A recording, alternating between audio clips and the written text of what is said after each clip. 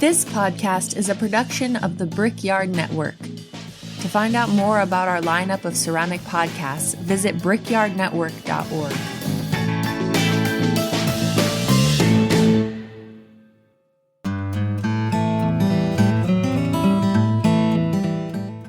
This episode is brought to you by Cornell Studio Supply, located in the gem city of Dayton, Ohio.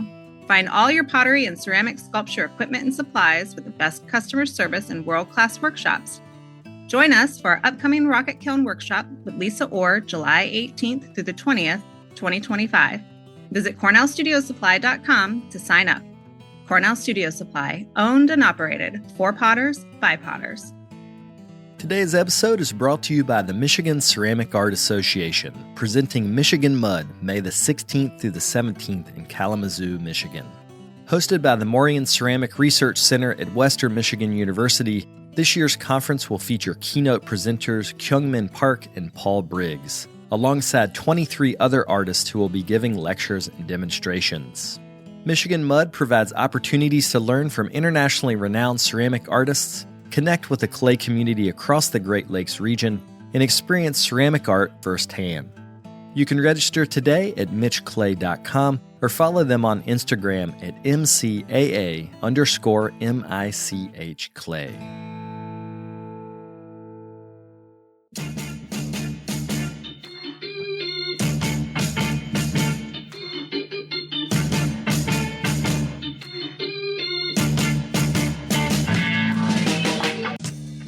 Welcome to the Tales of a Red Clay Rambler podcast, featuring interviews with culture makers from around the world. This is Ben Carter. I'm going to be your host. If you'd like more information on the show, please visit our website, talesofaredclayrambler.com.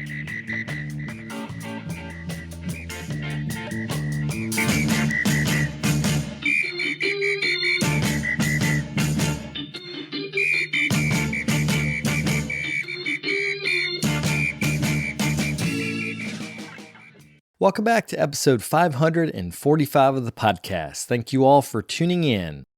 Today on the show, I'm talking with Dallas Wooten. He makes functional ware that is decorated with water-etched and painted surfaces that melt and blend beautifully during his firings. In our interview, we talk about developing techniques to create fluid surfaces and finding work-life balance while running an art center. We also talk about the Princeton Pottery Festival, which Dallas has been instrumental in starting. If you'd like to find out more, you can check out WootenClayWorks.com. I'm happy to be taking part in the inaugural Princeton Pottery Festival, which is happening May the 3rd and 4th at the Princeton Day School. I also will be at this weekend's Asparagus Valley Pottery Trail, which is happening up around the Greenfield, Massachusetts area. There are tons of potters and lots of stops on the trail, so I'm happy to be with Lucy Fagella for the weekend of April the 26th and 27th. These events are two of the only in-person sales I'm going to be having this year, so if you're in the area, I hope you'll come on out for that. If you want to keep up with my other work and the exhibitions that I'll be in, you can always follow on Instagram, which is Carter Pottery. Without further ado, we'll get to the interview.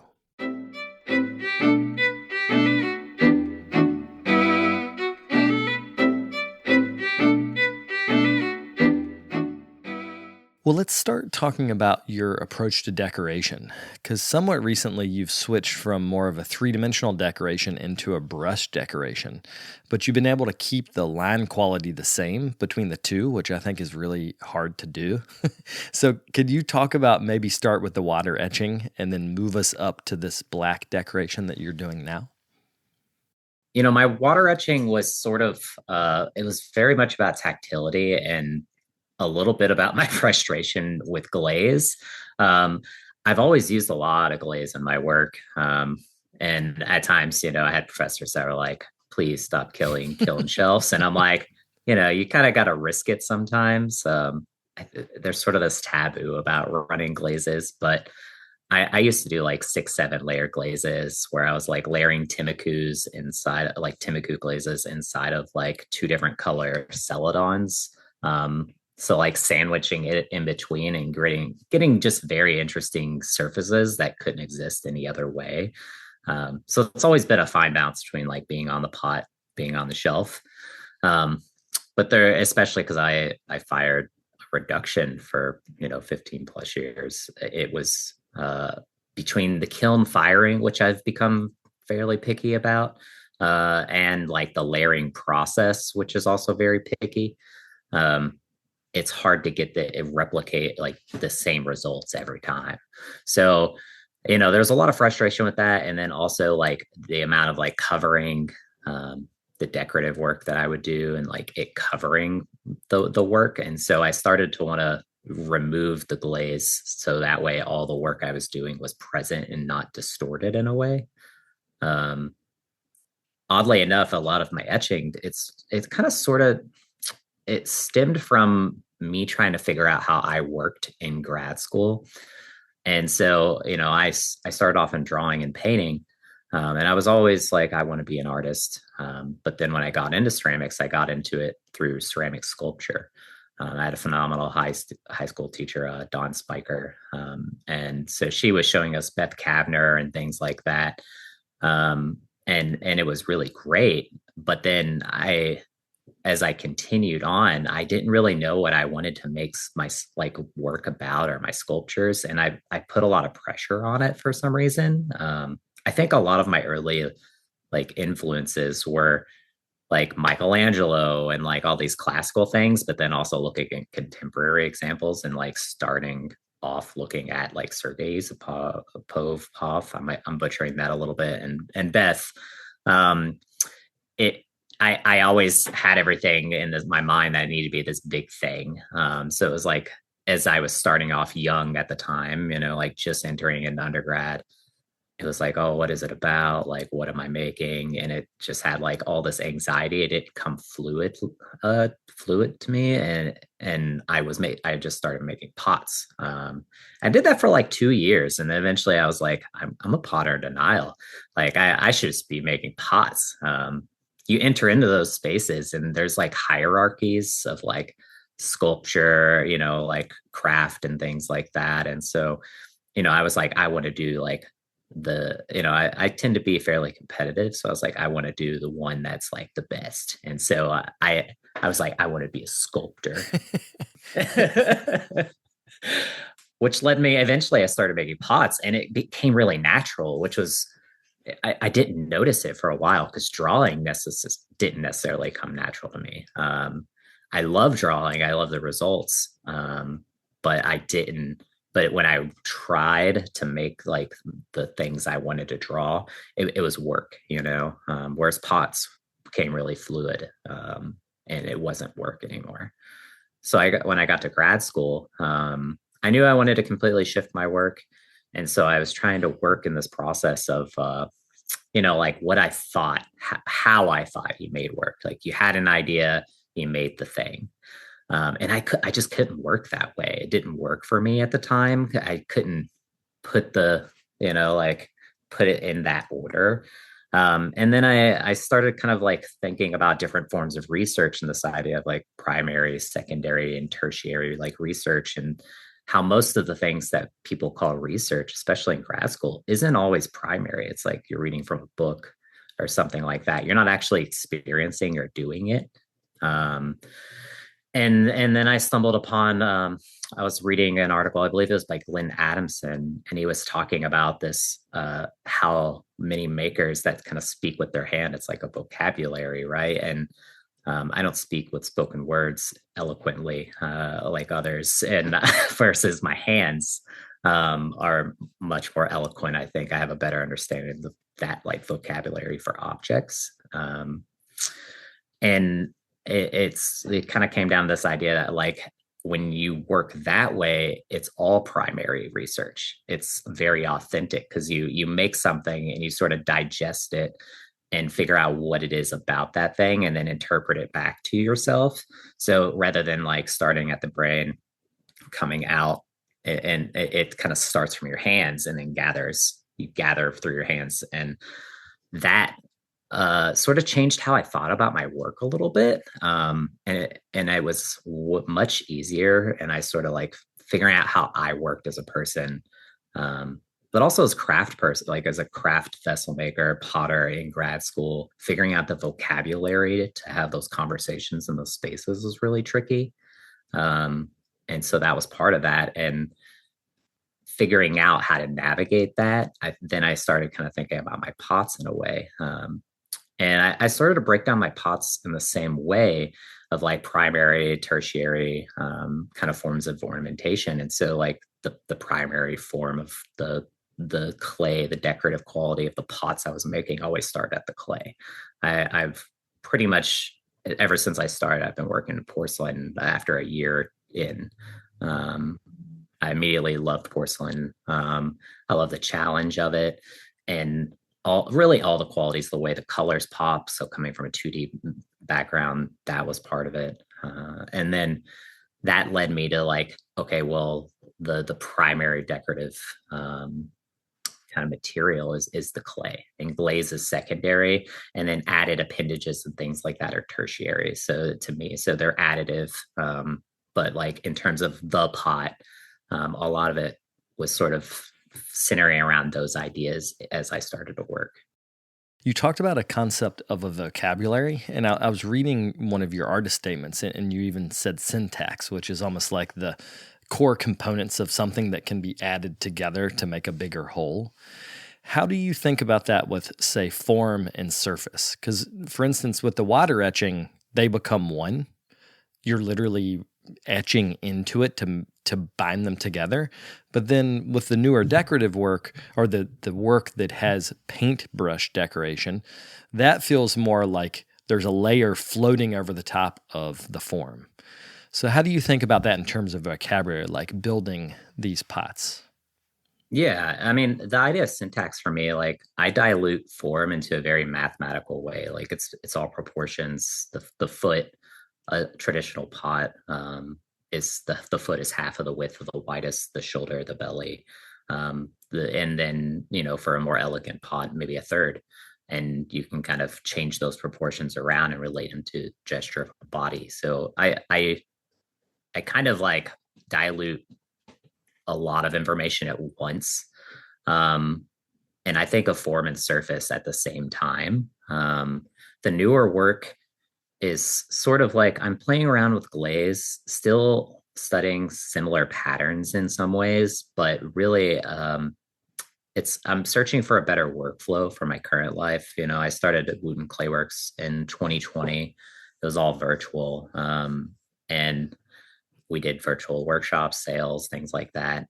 At the time, I felt like when COVID hit, everything was going online, but it was all very like haphazard. Like potters were like being asked to do these workshops, and they're like floating phones trying to figure out technology.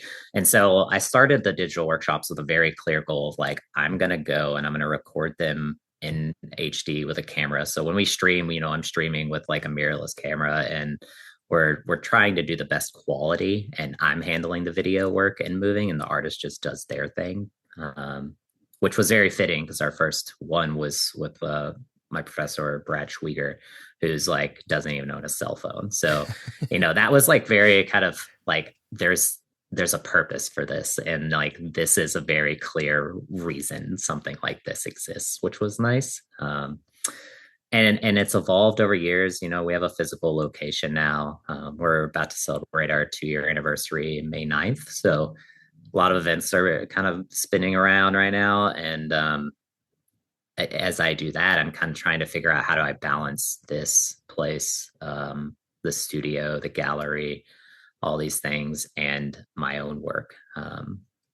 I think I was searching through C-File, and I saw an article talking about Allegheny, who's a phenomenal potter, and phenomenal person. I just got to meet him finally at NCCA, did the art stream this year.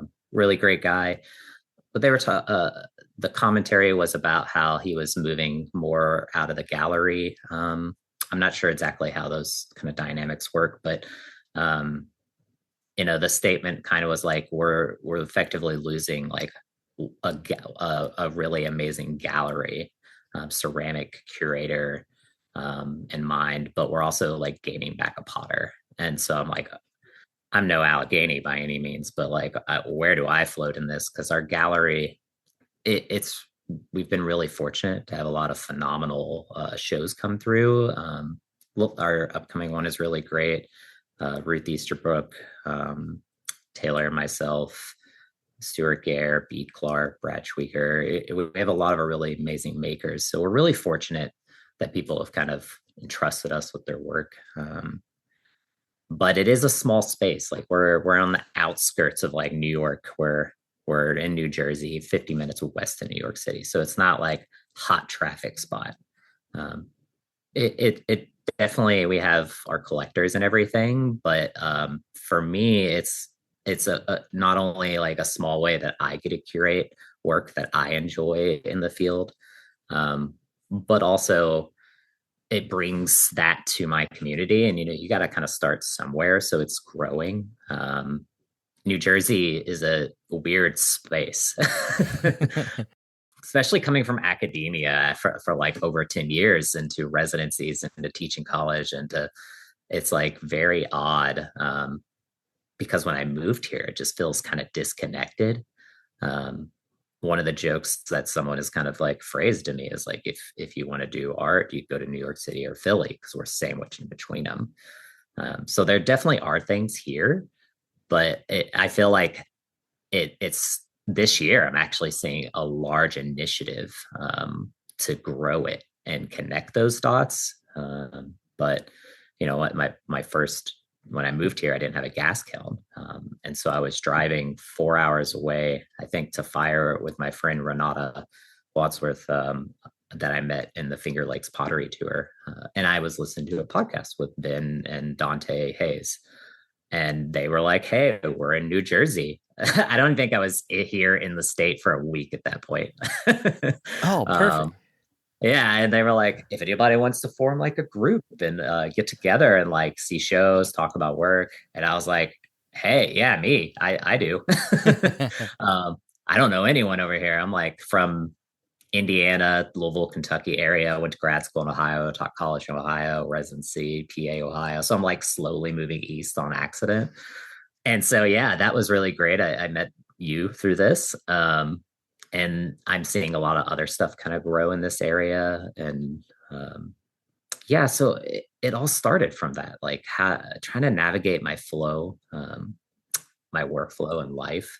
So the surfaces don't currently consider the work as much, and they aren't as integrated as typical as I would typically work and design.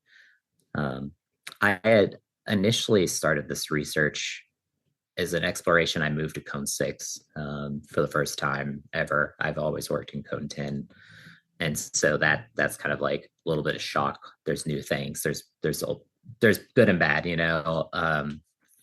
but I really was trying to figure out like, what is my etched work? Because there's certain design elements that are like lost at Cone 6. I also gain other things. The clay bodies I'm using don't do the same things.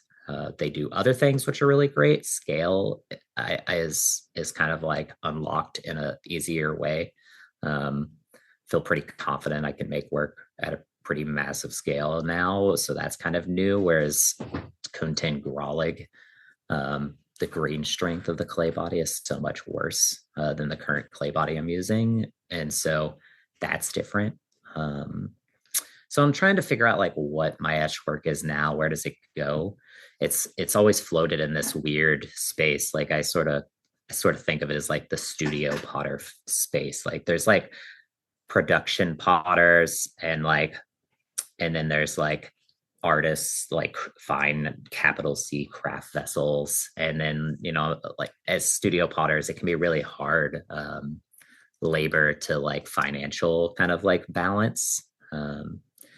It's a lot of work. It doesn't always yield a lot of money.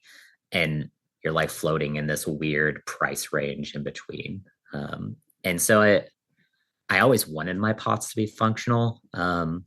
My etched work, a lot of the pattern, the decoration is sort of this like admiration for pots and functional objects. And I'm just abstracting the process information. So if you like distill my pots down, they're sort of like a folk pot. I leave my trimming marks, all the stuff that you would typically leave or be evidence of like a quickness in a vessel, um, or you would try to remove before decorating. I kind of take that information and then I abstract it into these kind of vine scroll inspired patterns via the water etching process. And so it's sort of like a illusion that they're more laborsome than they are. And I think the gold kind of does that in a way too, because I'm using kind of like status materials as part of the language of like valuing those vessels. And it like works too well in a way that people are like afraid to touch them sometimes and they lose that function part.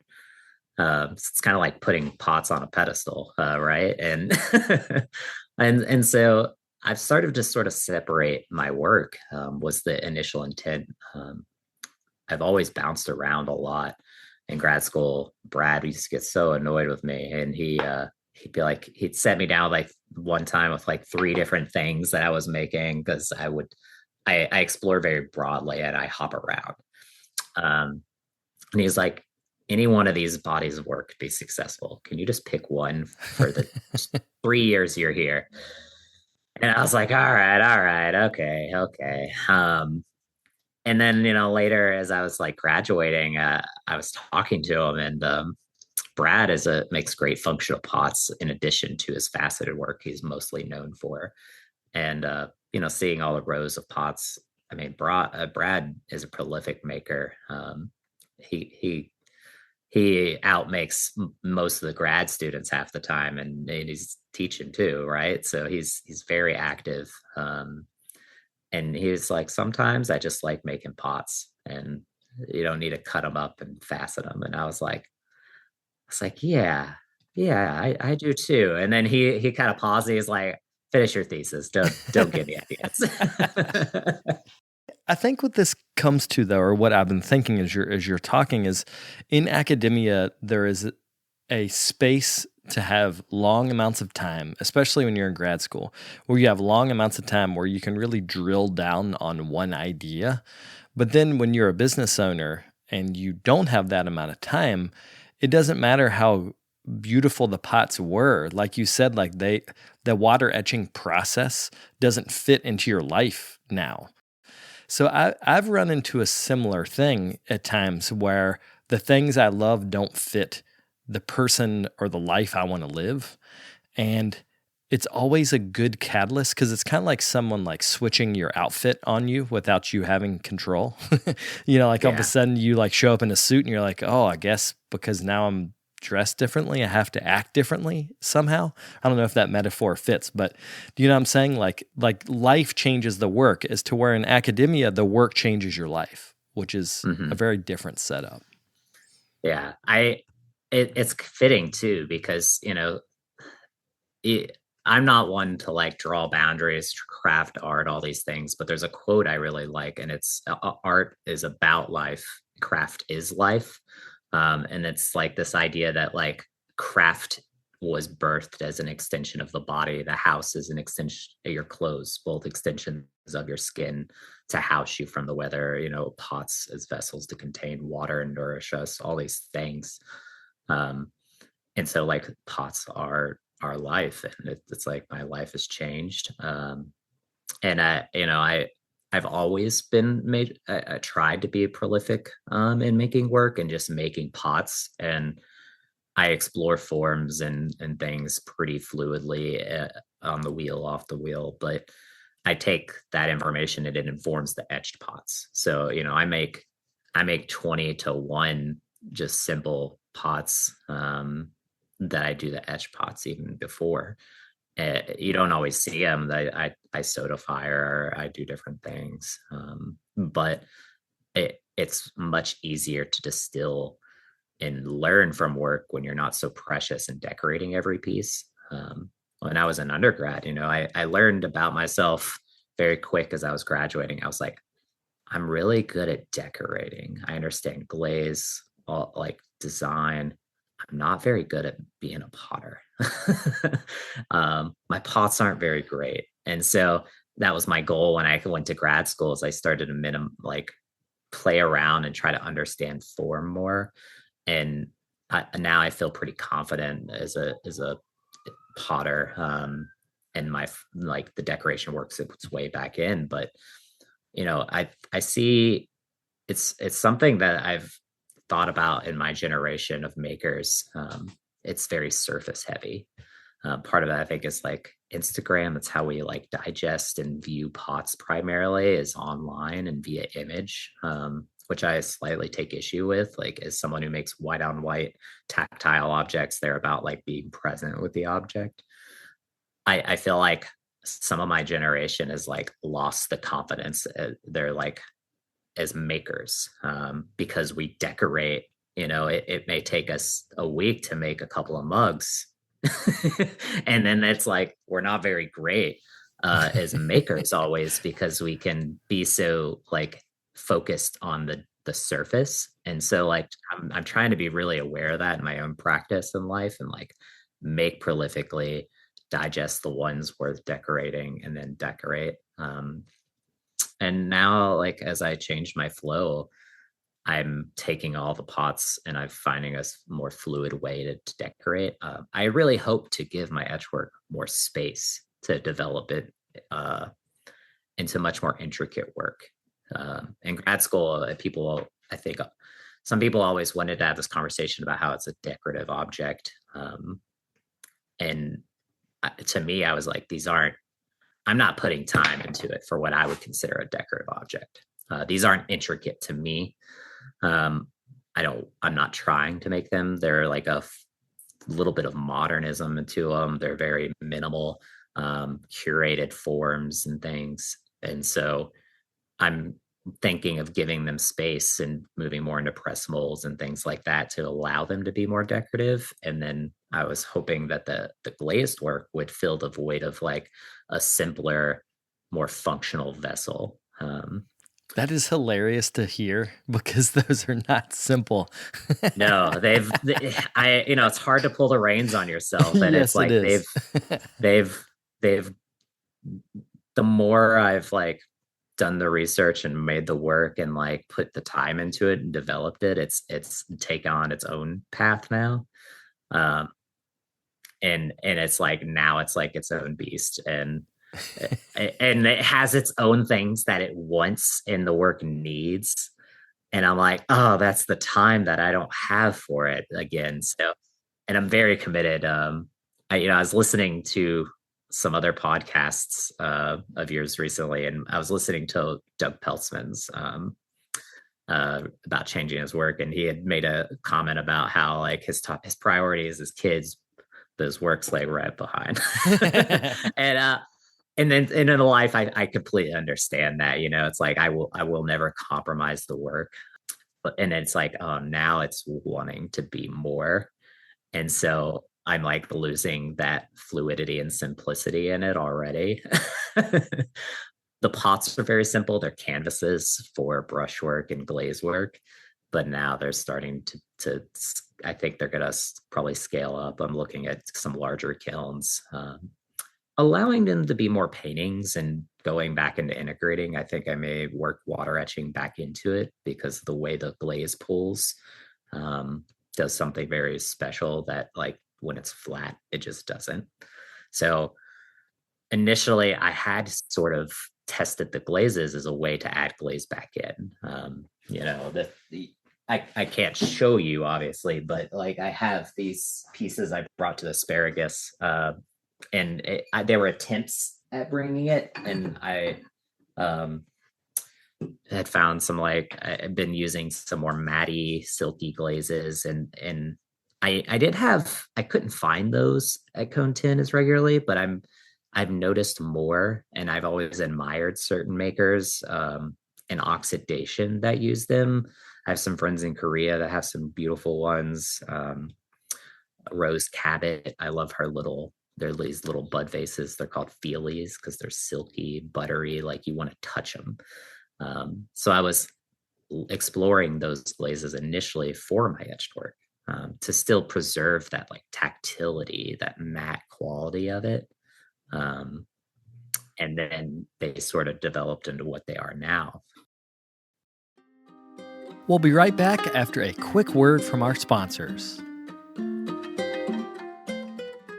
Today's episode is brought to you by the Rosenfield Collection of Functional Ceramic Art.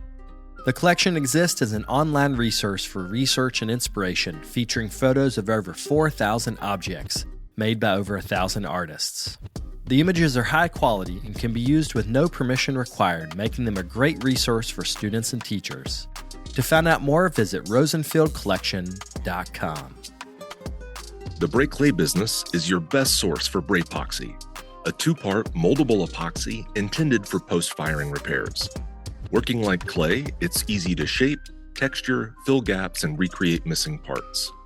Bray epoxy is sold in tan, white, and black base colors, and we also have a 9-color kit that will allow you to perfectly disguise your repair. To place your order, call us at 406-442-2521 or order online anytime at archiebrayclay.com.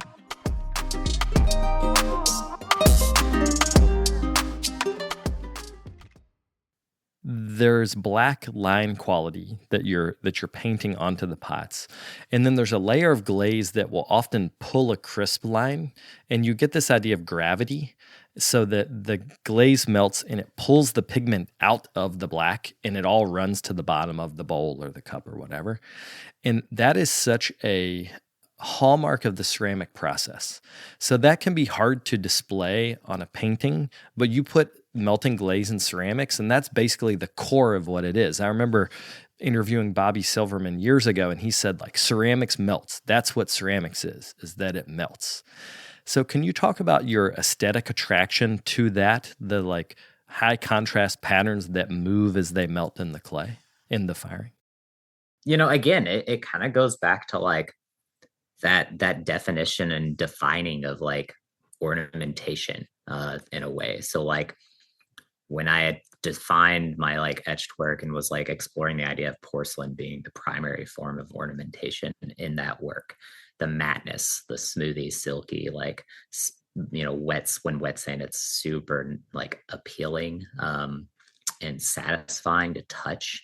And then glaze it melts, and so I think as artists, we're really just trying to highlight what the material does and let it do its own thing. Ever since even when I did 2D work, I worked the same exact way. It's funny to look back because I did a lot of pen ink, watercolor. I had started to explore a new process. It's new to me. I've still never seen anyone work with it, but I was using like alcohol blender fluids for inks, and I was using ballpoint inks to draw really detailed drawings. Like various forms of ballpoint inks, and then I was using the sprayer as a water medium, and it would basically destabilize whatever the binder was in the ballpoint inks and turn it into like watercolor. And they were dichrotic too. So oddly enough, I was still playing with light even before I touched porcelain. So they, like some of them, when the halogen's on there, it's purple to black, like deep violet. And then some of the other ones were green to blue and black. So learning how to use those pigments, but it's the same exact process through all 3 bodies of work. I always make very borderline virtuistic, real, like detailed drawings, patterns, whatever they may be. And then I find a way to like destabilize them and mess them all up. It's that idea at art, like you want to have like show something, but not force feed it or, like it to be so obvious. And so, like that was the thing, was when I was an undergrad, I did really, really tight porcelain work, and it was carved mishima raw sections. I would control like glazes to fall into like little beads and things like that. It's the same exact idea, though. I just didn't have words for it, of like, I'm just trying to highlight what this glaze does. And so this pointed carving I do funnels it to this specific, like cabochon is the word I always like. It's like an unpolished gem that hangs off the pot.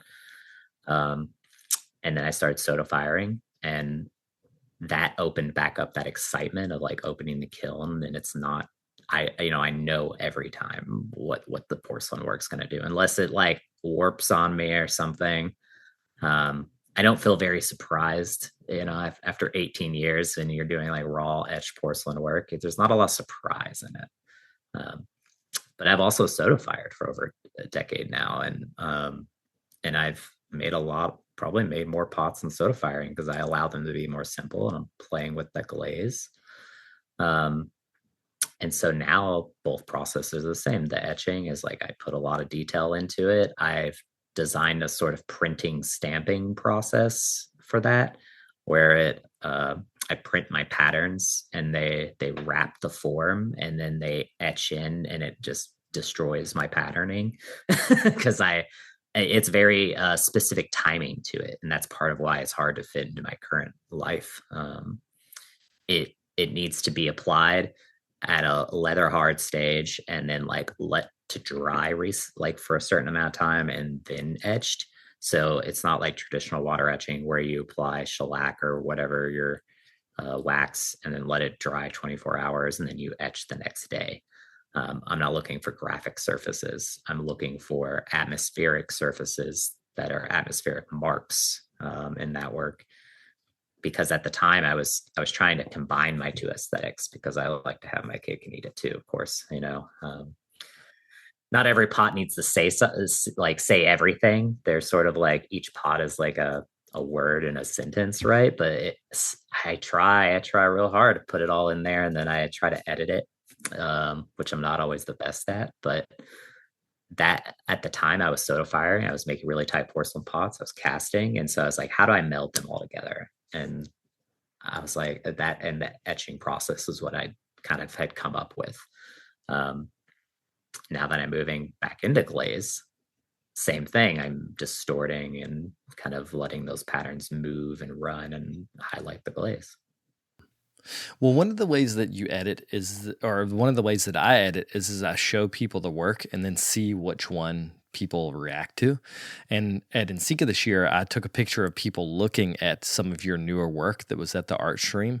And it was like watching someone look at diamonds. Like they were like, I even took a picture and sent it to you because they were like so like engrossed in the surface in a way that's really a beautiful thing. So I think at some point when you're a business owner and you're a potter that needs to make money, it's okay to make the thing that people want to buy. Yeah, it's a hard compromise. It's funny you say that because like I feel like I would edit the other way, which is terrible. Because, for instance, what I make this joke all the time when I can't decide if I'm buying a pot. I did this at NCECA this year. I will leave the 2 or 3 there that I'm torn between, and I'll come back later, and whichever one is left I'm like, that's the good one, because the general public doesn't always have the best taste. Wow. So that's not always true, but it's sort of that like the potter's kiss joke, right? Like, it's like a potter comes over and tells you they like your pot. Oh, that's not great. Because the general public, they like it for something that the general public most likely won't understand, because there's too much nuance in it. That's like potter specific language.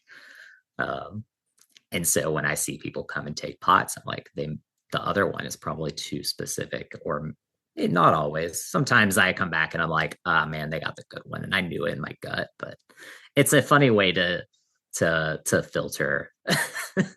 Well, I also think if you take the value judgment out of it and just make it instinctual. For instance, if you did like a 30-second test where you just flashed 2 pots in front of people and said, which one grabs you? They would instinctually say one of them was better than the other, even though it's not an intellectual process. They're not thinking through like, what does it mean? What does this decoration mean? They're just literally like, which one of these grabs me? Yeah. And I think the older or the longer I'm in working, I'm trying to figure out as a maker on the front end, how do I make things that grab me? That like excite me in the studio, but that also excite other people. Because I think I have like chronically bad taste in that everything that I like the most is not what sells in terms of what I make. I don't think it's bad taste. I just think it's nuanced in a way that the general public doesn't always pick up on. You're making pots for other potters, which I don't think is a bad thing. It's just it's actually it's a compliment if anything, but it's like a hard financial spot where you fall in that studio potter realm, because the general public is lost when you get that much specificity to it. Some work can like exist in both worlds and like is still catchy enough that it gets it, but like I've talked to a lot of potters in that realm, and it's like you'll do shows and it'll be okay, and then like one or two collectors swoop in and like save the day and like walk off with armful of work, and they take the big jar or whatever, and everything's at the end is okay. So but some of those shows, it's like you're kind of, it's a nail biter. You're like, oof, this one's rough, but it's a weird one. Well, speaking of shows, I wanted to wrap up the interview talking about the Princeton Pottery Festival, which is a project that you and I have been working on for, it feels like years now, to try to bring this to fruition. Yeah, when we first talked about it or met, I think I had mentioned that I would like to. I since being on the East Coast, I've been really fortunate. I when I first moved here, I felt so disconnected. I made a Google map, and we did this as a project for something where we labeled clay and art sites around the watershed around Ohio, and so I did the same thing when I got here. I just started labeling all the art centers and residencies and pottery tours and everything I could to like familiarize myself with the landscape, because I was like, this is different. I'm not in a centralized spot. I actually have to like put myself and go places. And I've been really fortunate. I've done a lot of the pottery festivals on the East Coast, and they're all so great. But that's what I noticed in New Jersey is like, we have the Old Church Pottery Show, which is a really phenomenal show. But then there's sort of a gap between Old Church and Demarest and Pottery on the Hill in Washington. So there's like a line of pottery trails that are really great. There's the Finger Lakes Pottery Tour in Ithaca. There's the Flower City Pottery Invitational in Rochester. There's Hilltown 6 in Western Mass, Asparagus Pottery in Western Mass, Hudson Pottery Tour, or I'm not sure what the Hudson Tour with Doug Peltzman and them, and then Demarest, and then a gap. And I felt like when I moved here that there's space for a spring show, and another one to kind of continue that line on downwards to, and so that's where we kind of fall, which is really exciting. It is a lot of work to start events, to start a place. From starting this, Wooten Clayworks, I've seen that. I once read that it takes you, I think it was 15 years is what I had read, to be a place in a town that people reference regularly without a lot of advertising.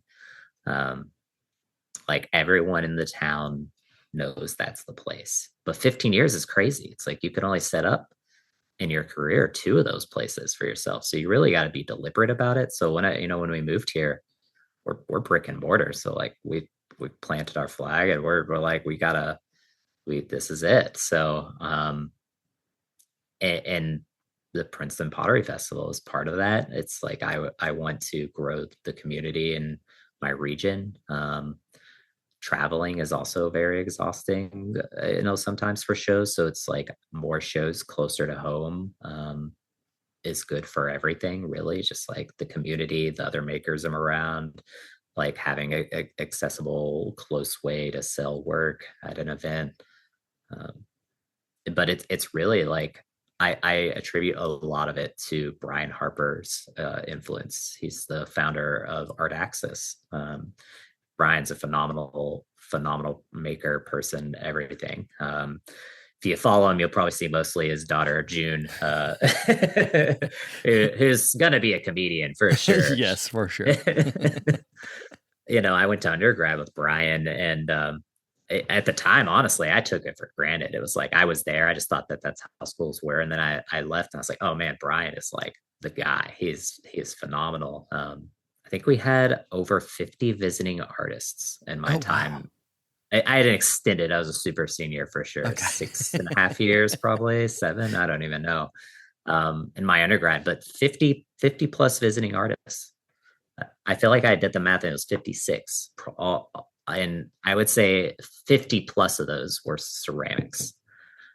And he would just talk, like he made us realize that like artists are people. I think when you're starting, it can be really intimidating to reach out to people. Um, but he had us regularly do projects to reach out, ask about processes, things. And so I from very young age was just like doing that, which as I've started has been very influential because I'm like, well, screw it, let's try. um, Not all of them are successful. I know when I first started Wooten Clayworks, we tried our first workshop with like partnering with different events. The original goal was like we would host events for places that didn't have regular access or a good digital system, and that we would host it and partner with smaller centers, and they would offer it to their community. So that way their community wasn't going elsewhere, is still keeping people in a communal space with something to look forward to. Yeah, same thing here. It's like you just, reach out, met Ben, start a conversation, and you just do it. I think a lot of ideas happen like this. I think you and I were thinking of the same idea. And then when we talked, we were like, yeah, let's do that. Yeah. And I think that's how potters think. Like we were both wanting to create the same thing. And actually, the third part, there's 4 parts. One is Rachel, your partner. Thank God for Rachel, because she actually makes it so that we get everything we're supposed to get done. But the other person is Eric Rimpey, who's at the Princeton Day School, which is where the location is that the festival is going to be at May the 3rd and the 4th. But it's funny because it turns out that Eric had helped to start the San Diego Potters Tour decades ago. So when we all got together, he had complementary skills to the skills that we have. And I think that was one of the things that I wanted to kind of end on is that in ceramics, a lot of people have either organization skills or financial skills or whatever. And to start something, you don't need to have all of the skills. You just need to have people that have different skills than you do. And when you're in that group can become, a powerful entity that can start something. Yeah, it's, teamwork for sure, and yeah, Rachel's been really pivotal in both Wooten Clayworks and the Pottery Festival. She's a phenomenal drawer, painter. She does some ceramics and installation based work. And it's sort of special. And, I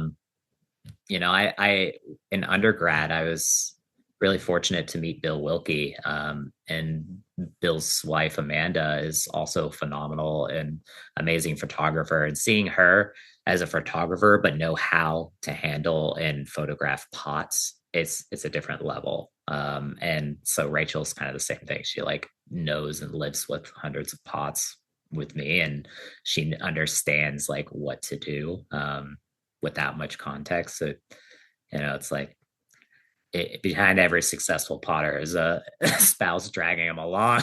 So Rachel is that for me for sure. And for the Princeton Pottery Festival. Yes, for sure. To wrap up, can you plug the Wooten Clayworks website and then also the Princeton Pottery Festival website? I believe Wooten Clayworks is just www.wootenclayworks.com. And the Princeton Pottery Festival is the same thing, just www.princetonpotteryfestival.com. Quick Google search will get you to either of them. We have a really fantastic lineup this year, which I'm really excited about. A lot of the makers are regional to specific to New Jersey. So Ben Carter, Brian Shin is a good friend of mine who was recently relocated in New Jersey or came back. He was born here.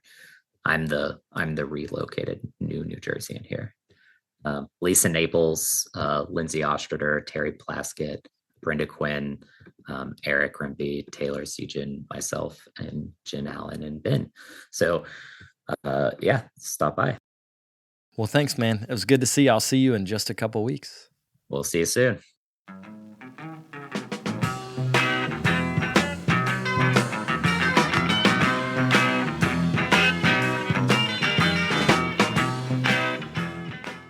I'd like to thank Dallas for coming on the show, and I hope that you will join us at the Princeton Day School for the first annual Princeton Pottery Festival.